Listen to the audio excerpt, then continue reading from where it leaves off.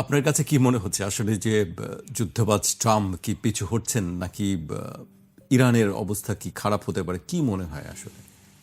ধন্যবাদ। যুদ্ধের ব্যাকরণ হচ্ছে যুদ্ধ পরিকল্পনা করে শুরু করা যায়, শেষ করা যায় না। কারণ যুদ্ধ শুরু হয়ে গেলে এতগুলো মানে প্রত্যাশা করা হয় নাই এমনগুলো ঘটনা ঘটে, যারা প্লেয়ার ছিলেন না ওই সকল প্লেয়াররা ওই খেলাতে যুক্ত হন। এই সব বাস্তবতায় যেটা হয়, যুদ্ধ থেকে সাডেনলি প্ল্যান করে চলে আসা যায় না, উইথড্র করা যায় না।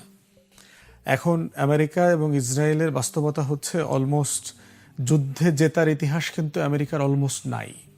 আপনি যদি গত 100 বছরের ইতিহাস দেখেন, second world war, first world war ছাড়া এর পরের যত যুদ্ধগুলো তারা করেছে, এর প্রত্যেকটা যুদ্ধে মোরাললেস তারা কিন্তু হেরে গিয়েছে।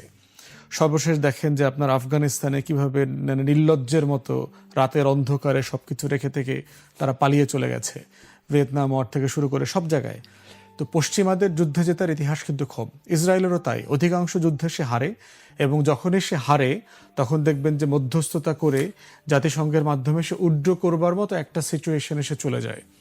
এখনও অবস্থা যেটা দেখতে পাচ্ছি সেটা হচ্ছে ইসরায়েল এবং আমেরিকা যেই উদ্দেশ্য হাসিল করতে চেয়েছে তার ধারে কাছেও তারা নাই আসলে, এবং উদ্দেশ্যটা কিন্তু বারবার শিফট করেছে। কেন তারা এই যুদ্ধে যাচ্ছে?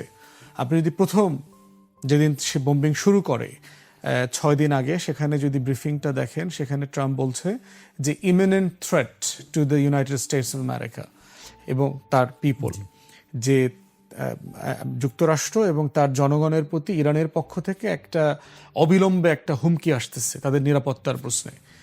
হুমকিটা কি? যুদ্ধ কিন্তু অফিসিয়ালি ডিক্লেয়ার করতে কংগ্রেসের অনুমোদন লাগে, পার্লামেন্টের অনুমোদন লাগে, সেখানে পার্লামেন্টের অনুমোদন নেই, এবং সে পার্লামেন্টের কাছে এটা বলেও নাই যে তার থ্রেটটা কি। ক্রস পার্টি লিডারদেরকে ডাকবে, অ্যাটলিস্ট বলবে যে this the situation, intelligence agency কি বলছে না বলছে। এরপরে দেখলাম কিছুক্ষণ পরেই, একদিন না দুদিন পরে বলছে যে ওখানে রেজিম চেঞ্জ হবে, আমরা নতুন রেজিম বসাবো যারা গণতন্ত্রের জন্য ইরানি জনগণকে তারা গণতন্ত্র উপহার দেবে, ব্লা ব্লা ব্লা, যেগুলো তারা ইরাক দখল করার সময়, বিভিন্ন দেশ দখল করার সময় যেগুলো কথাগুলো তারা বলে। তো ওখানে কোনো রেজিম চেঞ্জ হয়নি। খামেনিকে মারলে অথবা কয়েকজন জেনারেলকে মারলেই, গত জুন মাসে তো কয়েক ডজন জেনারেল মিলিটারি অফিসারকে মারা হয়েছে। কি হয়েছে আমেরিকাতে? প্রেসিডেন্টকে মারা হয়েছে, বিমান এক্স্যাক্টলি। তারপরে হচ্ছে আপনার হিজবুল্লাহর প্রধানকে মারা হয়েছে। তো কি হয়েছে? কিছুই হয়নি। তো সেই কারণে রেজিম চেঞ্জ এখানে হয়নি। তারপরে আবার পারপাস চেঞ্জ করা হলো, বলছে যে আমরা ওইখানে যে নিউক্লিয়ার বোমা আছে, বোমা মারানোর থেকে তারা খুব কাছাকাছি চলে আসছে, WMD আছে, এই সেই আছে, এগুলোকে আমাদেরকে বাড়িত করতে হবে। তো এখন ইতিমধ্যে তো 2015-র যে অ্যাটমিক এনার্জির মধ্যস্থতা যে চুক্তি হয়েছে, সেন্ট্রাফিউজ যেটা ছিল, যে উপাদানগুলো ছিল, এগুলো তো অলরেডি রাশিয়ার কাছে দিয়ে দেওয়া হয়েছে। রাশিয়ার সাথে ইরানের আলাদা চুক্তি আছে, এবং সকল আন্তর্জাতিক প্রতিষ্ঠান বলছে যে ইরান কোনো অ্যাটমিক বোম বানানোর চেষ্টা করছে না। তাহলে সেখানে কি ধ্বংস করবার জন্য আপনারা যাবেন? কিছু নাই তো ওখানে। ইরাকেও তো একই অবস্থা ছিল, হয়েছে একই অবস্থা। তাহলে প্রশ্ন হচ্ছে যে প্রত্যেকটা লক্ষ্য যদি খেয়াল করেন যেগুলো তা সে ঘোষণা করেছে, এই ঘোষিত প্রত্যেকটা লক্ষ্য কিন্তু ফেল করেছে। ইসরায়েলের ক্ষেত্রে একই অবস্থা। দেখেন, ইসরায়েলও এই কথাগুলো বলেছে, যেখানে একটা স্বৈরাচার বসে আছে, তার নিজের দেশের হাজার হাজার লোকদেরকে সে মারে, হত্যা করে। কে বলছে?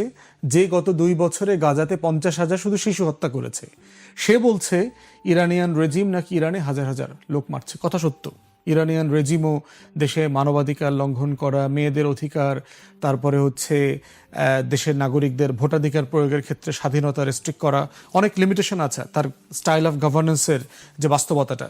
কিন্তু সেটা তার দেশের ব্যাপার, তার দেশের মানুষ ঠিক করবে কে ক্ষমতায় থাকবে, থাকবে না, প্রয়োজনে গণ অভ্যুত্থান করবে, যুদ্ধ করবে।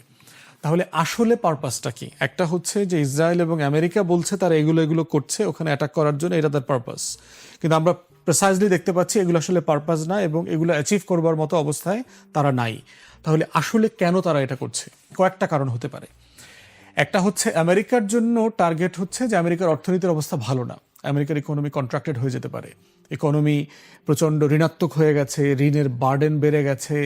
তারা যে পরিমাণ ট্রাম্প বলেছে যে এমপ্লয়মেন্ট ক্রিয়েট হবে, প্রচুর ম্যানুফ্যাকচারিং হবে, লক্ষ লক্ষ মানুষের চাকরি বাকরির ব্যবস্থা হবে, মিড লেভেলের আর্নিং ক্যাপাসিটির জব তৈরি হবে, সেগুলো কিছু হয়নি। নভেম্বর মাসে মিড টার্ম ইলেকশন আছে, মধ্যবর্তী নির্বাচন। মধ্যবর্তী নির্বাচন মানে হচ্ছে আমেরিকার যে কংগ্রেস সংসদে যে দুইটা কক্ষ আছে, নিম্ন কক্ষে হাউস অফ রিপ্রেজেন্টেটিভের যে 435 জন সদস্য, ওটাতে পুরোটা নির্বাচন হবে। সিনেটে 100 সদস্যের ভিতরে 35 জন নির্বাচন হবে। বর্তমানে কিন্তু কংগ্রেসে রিপাবলিকানরা মেজরিটি আছে। তো এই যে তার আমলনামার 2 বছরের রেকর্ড, এই রেকর্ড নিয়ে সে যদি নভেম্বরে ইলেকশনে যায়, ধরে নেওয়া হচ্ছে সে ইলেকশনে হেরে যাবে। অতএব মিড টার্ম ইলেকশনে এই ওয়ার হচ্ছে আমেরিকার হিস্ট্রিতে রাজনীতিকে ইনফ্লুয়েন্স করা, নির্বাচনকে ইনফ্লুয়েন্স করার একটা মানে মোক্ষম অস্ত্র হিসেবে ব্যবহার করা হয়। এর আগেও বহুবার প্রেসিডেন্টরা এই কাজগুলো করেছেন, এবং সেটা যদি ইসরায়েলের সাথে হয়, মধ্যপ্রাচ্যে হয়, তখন এটার পয়েন্ট স্কোরিংটা অনেক বেড়ে যায়। কিন্তু এটা এখানে বুমেরাং হয়েছে, ব্যাকফায়ার করেছে। আপনি যদি রিপাবলিকানদের মধ্যেই দেখেন, কংগ্রেসের রিপাবলিকান লিডার যারা আছে, ক্যালিফোর্নিয়ার গভর্নরকে দেখলাম, তারপর টাকার কার্লসন আছে একজন প্রমিনেন্ট সাংবাদিক, খুবই রাইট উইং ট্রাম্পের সাপোর্টার, এরা সবাই কিন্তু এই যুদ্ধের সমালোচনা করছে। ফরেন মিনিস্টার যে ছিল, তাদের secretary of state mark Rubio তো বলেই ফেলেছে যে এটা আমাদের প্ল্যান ছিল না, এটা ইসরায়েলের একটা যুদ্ধ, তারা প্ল্যান করেছে, আমাদেরকে ইনভলভ হইতে হয়েছে। তাহলে বোঝা যাচ্ছে যে আমেরিকার আসলে যুদ্ধে যাবার কোনো প্ল্যান ছিল না, কোনো লক্ষ্য ছিল না। যেহেতু ইসরায়েল এই যুদ্ধটা করবে, তার ট্র্যাপে ফাঁদে সে আমেরিকাকে নিয়ে ফেলেছে। এবং ইসরায়েলি লবি যেহেতু আমেরিকাতে খুব স্ট্রং, তাদের বিকল্প কোনো জায়গা ছিল না। আমেরিকা আর কি অ্যাচিভ করতে চায় এখান থেকে আসলে টেকনিক্যালি হচ্ছে চায়না কন্টেইনমেন্ট পলিসি তার বহু বছরের, 91 সাল থেকে কন্টেইন করার জায়গাতে আছে। এখন চায়নাকে সে কন্টেইন করতে পারছে না। চায়নার ইকোনমি ডেভেলপ করছে, অনেক ইন্ডেক্সে চায়না আমেরিকাকে ছাড়িয়ে গেছে, মিলিটারি পাওয়ার ডেভেলপ করছে, চায়নার প্রতিবেশী দেশগুলোর সাথে চায়নার সম্পর্ক ভালো, চায়নার হাতে প্রচুর মানে এক্সট্রা মানি আছে। যেখানে পশ্চিমাদের অবস্থা হয়েছে তারা ঋণগ্রস্ত, আপনার ডলার ছাপায়, কাগজ ছাপায়, বন্ড তৈরি করে, ঋণপত্র তৈরি করে দেশ চালাচ্ছে। চায়নার কাছে প্রচুর সারপ্লাস ফান্ড আছে তার রিজার্ভে, এই ফান্ড সে সারা দুনিয়াতে ঋণ হিসেবে দিচ্ছে। অতএব ওই দেশগুলোর সাথে প্রভাব তৈরি হচ্ছে। তো সেই জায়গাতে এই প্রভাবটা সে কিভাবে কার্টেল করবে, অনেকভাবে চেষ্টা করছে, কিন্তু ওয়ার্ক করতেছে না। চায়নাতে যদি তার যে গ্লোবাল সেকেন্ডারি মাল সাপ্লায়ারের যে ব্যবসাটা তার আছে, এইটা করে দিলে যেটা হবে, টোটাল গ্লোবাল ইকোনমি কলাপস করবে। পশ্চিমা দেশগুলোতে জিনিসপত্রের দাম বেড়ে যাবে, তাদের যে ক্রয় ক্ষমতা আছে ওটা নিজ দেশে বানায় ওই কাপড়টা, ওই প্রোডাক্টটা সে ব্যবহার করতে পারবে না। সস্তায় চায়না এটা তৈরি করে দিচ্ছে।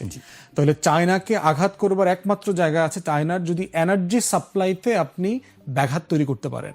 চায়নার যেটা সবচেয়ে দুর্বল জায়গা ইকোনমির, সেটা হচ্ছে তার বিশাল দেশ, কিন্তু সাফিসিয়েন্ট তেল গ্যাস নাই তার দেশে। তাকে এটা টোটালি ইম্পোর্ট করতে হয়, ভেনেজুয়েলা থেকে করতে হয়, ইরান থেকে করতে হয়, আপনার ব্ল্যাক মার্কেটে মধ্যপ্রাচ্যের অন্যান্য দেশগুলো থেকে করতে হয়, এবং সেটা করতে হয় আটলান্টিক, প্যাসিফিক, হরমুজ এই জায়গাগুলোকে ব্যবহার করে। তাহলে এখন আমেরিকা চাচ্ছে চায়নার এনার্জি সাপ্লাইয়ের নিয়ন্ত্রণ নেওয়া। একটা অংশে নিয়ন্ত্রণ সে নিয়ে ফেলেছে গত 2 মাস আগে ভেনেজুয়েলাতে। ভেনেজুয়েলার মাদুরোকে গ্রেফতার করে ধরে নিয়ে এসে ওইটার সাপ্লাইয়ের নিয়ন্ত্রণটা সে নিয়েছে। দ্বিতীয় তার টপমোস্ট সাপ্লাইয়ের সোর্স হচ্ছে ইরান। এখন সে এই জন্য টার্গেট করেছে ইরানকে, সে চোখ করবে, গলা চেপে ধরবে। ইরানের তেল গ্যাস সেকেন্ড থার্ড মজুদ সারা দুনিয়ার, এইটাকে যদি সে চোখ করে ফেলতে পারে, তাহলে চায়নাতে ইকোনমির যে জ্বালানির যে স্মুথ সাপ্লাইটা, এইটাকে সে কাটেল করে দিতে পারবে, যেটা করে সে চায়নার অর্থনীতিকে কাবু করতে পারবে। কিন্তু এইটা তার জন্য হিতে বিপরীত হয়েছে। এটা হলো আমেরিকার পারপাস।